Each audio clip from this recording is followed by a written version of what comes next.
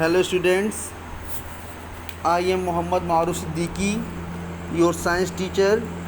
Today we will discuss about one more topic of chapter first. The name of topic is harvesting. Let's see the topic. Please listen carefully. But topic को start करने से पहले हम आप लोगों से थोड़ा सा डिस्कस करेंगे कोरोना वायरस के बारे में। आजकल ये एक वैश्विक महामारी फैली हुई है, तो इसको सबसे पहले हम लोग ये जानेंगे कि इसके लक्षण क्या हैं कोरोना वायरस के।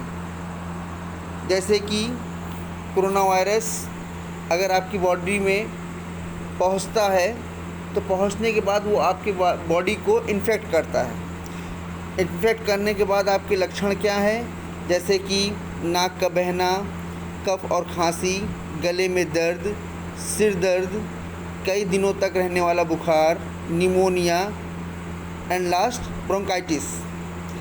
और अगर ये आपका कोरोना वायरस है जिसको हम फैलने से कैसे रोकें, इसको फैलने से रोकने के लिए कुछ प्रिकॉशंस हम आप लोगों को बताएंगे।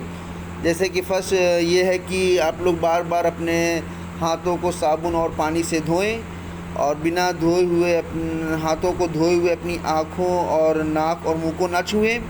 खांसते और छींकते वक्त डिस्पोजेबल टिश्यू का इस्तेमाल करें। अगर टिश्यू नहीं है तो छींकते और खांसते वक्त अपने बाजू का इस्तेमाल करें। या फिर सर्दी या फ्लू से जो इन्फेक्टेड पर्सन है, इन इन्फेक्टेड पर्सन के पास जाने से बचें। और या फिर जीवित जंगली या जो पालतू पशुओं हैं उन पालतू पशुओं से आप दूर रहें। अब आइए हम लोग अपने टॉपिक के बारे में बात करते हैं। चैप्टर फर्स्ट का जो नेक्स्ट हमारा टॉपिक है harvesting. The process of cutting and gathering a crop is called harvesting. Means फसलों को काट करके इकट्ठा करना। फसलों को काट करके इकट्ठा करना क्या कहलाता है? Harvesting. The traditional implement use to harvest a crop is the sickle. Sickle means होती है हसिया। मीन्स जो प्रचलन में है आपकी फसल को काटने के लिए जो इम्प्लीमेंट यानी उपकरण यूज़ किया जाता है वो क्या है? हसिया, सिकल। मॉडर्न फार्म्स यूज़ अ हार्वेस्टर। लेकिन जो आधुनिक आजकल का जो रूप है फसलों को काटने के लिए वो क्या है? आपका harvester. Which cuts the crop, जो फसल को काट देता है। A harvester can be combined with other machinery that threshes and cleans the grain as well. It is then called a combine harvester और कम्बाइन। मीन्स मार्केट में combine harvester या combine के नाम से एक मशीन आती है, और वो मशीन जो है आपकी फसल को ही सिर्फ नहीं काटती बल्कि फसल को काटने के साथ साथ वो थ्रेसेस का भी काम करती है, और थ्रेसेस का काम करने के साथ साथ आपके ग्रेन्स दाने को जो आपकी फसल है उस फसल को साफ भी कर देती है। After the crop is gathered, जब आप फसल को इकट्ठा कर लेते हैं, the grain is separated by a process called threshing. तो उसमें क्या करते हैं कि फसल को हम क्या करते हैं, इकट्ठा करने के बाद उस फसल के दाने को हम अलग करते हैं। अलग करने की क्रिया को हम क्या कहते हैं? थ्रेशिंग। और ये कैसे होती है? This can be done manually by striking the crop against a hard surface और by making farm animals trample over the crop. Means आप उस फसल को क्या करेंगे, किसी सरफेस यानी जो ऐसी जगह जो ठोस जगह है उस जगह पर आप अपनी फसलों को क्या करते हैं? पीटते हैं, पटकते हैं। ऐसे करने से वो दाने आपके जो होते हैं अलग हो जाते हैं। या फिर क्या करते हैं कि जैसे जानवर जो होते हैं उन जानवरों को उन फसलों के ऊपर चलवा दिया जाता है, और जानवरों के चलने से वो जो जब उनके ऊपर लोड पड़ता है फसल के ऊपर तो उससे भी आपके दाने जो होते हैं अलग हट जाते हैं। अलग मीन्स अलग हो जाते हैं। A machine called a thresher is use to do the job in modern farms.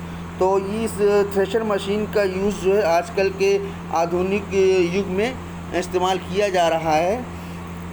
Ills combines are used to harvest, thresh and winnowing, जिसकी मदद से हम सारे काम को कर लेते हैं अपने हार्वेस्टिंग से related. Winnowing means separating the outer cover और chaff from the grain. Means winnowing को हम हिंदी में कहते हैं ओसावन। ये भी एक प्रोसेस है। इस प्रोसेस में हम क्या करते हैं कि जो हमारे ग्रेन्स होते हैं उन ग्रेन्स को हम लोग भूसी से अलग करते हैं। और इस क्रिया में क्या करते हैं कि it can be done manually. Means इसको अपने हाथों से भी हम कर सकते हैं।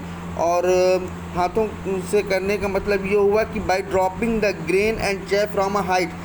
हम क्या करते हैं किसी भी उस मतलब झउए वगैरह में या मतलब किसी बर्तन में हम उस चीज़ को ले करके किसी एक ऊंचाई पर खड़े हो करके जब हम ग्रेन या चैफ को ऊपर से गिराते हैं तो क्या होता है कि and letting the wind blow away the chaff, तो उसमें दाने जो होते हैं वो आपके भारी होते हैं। तो वो भारी होने की वजह से नीचे की तरफ एक ही जगह पर गिर जाते हैं। और जबकि आपकी जो चैफ जो भूसी होती है वो हल्की होती है, तो वो हवा से उड़ करके किसी दूसरी जगह जा करके एक दूसरा ढेर बना लेते हैं। इस तरीके से आप ग्रेन और चैफ को विनोइंग मेथड की क्रिया से अलग कर लेते हैं।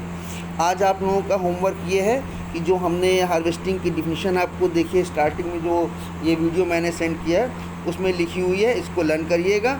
और ये हार्वेस्टिंग की प्रोसेस के बारे में जो हमने आप लोगों को समझाया है इसको भी अच्छे से पढ़िएगा। Thank you.